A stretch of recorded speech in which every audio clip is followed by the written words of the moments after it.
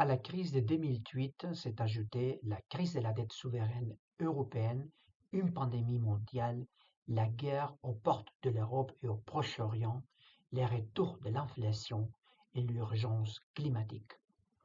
Dans ce monde soumis à des crises multiples, les modèles de représentation et d'action politique nationaux se révèlent inadéquats face à l'ampleur des défis auxquels l'Europe doit faire face. Les nouveaux protectionnismes révèlent un rôle beaucoup plus actif des gouvernements dans l'économie.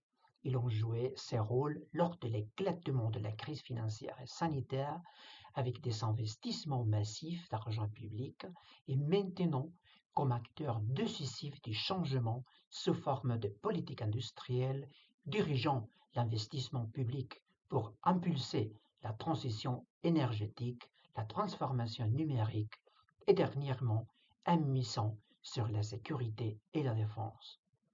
Les problèmes sérieux de compétitivité de l'économie européenne, les tendances économiques vers la déglobalisation qui affectent particulièrement l'Union européenne, et enfin les menaces extérieures sont des défis interdépendants qui nécessitent une réponse coordonnée et stratégique pour assurer que l'Europe puisse maintenir sa position et sa stabilité dans le contexte global actuel.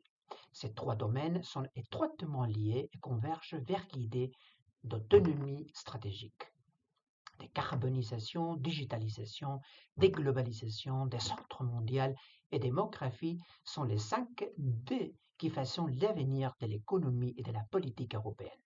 Le dilemme est plus d'intégration européenne, plus de coopération intergouvernementale, plus de démocratie ou paralysie.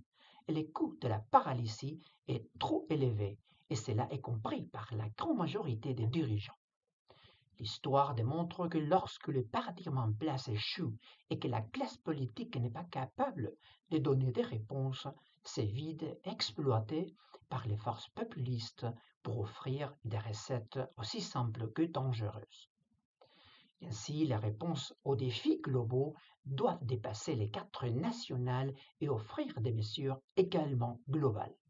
Alors, oui, non seulement la démocratie est compatible avec la globalisation de l'économie, mais il est urgent de développer des structures démocratiques globales et solides pour faire face aux principaux défis qui la menacent.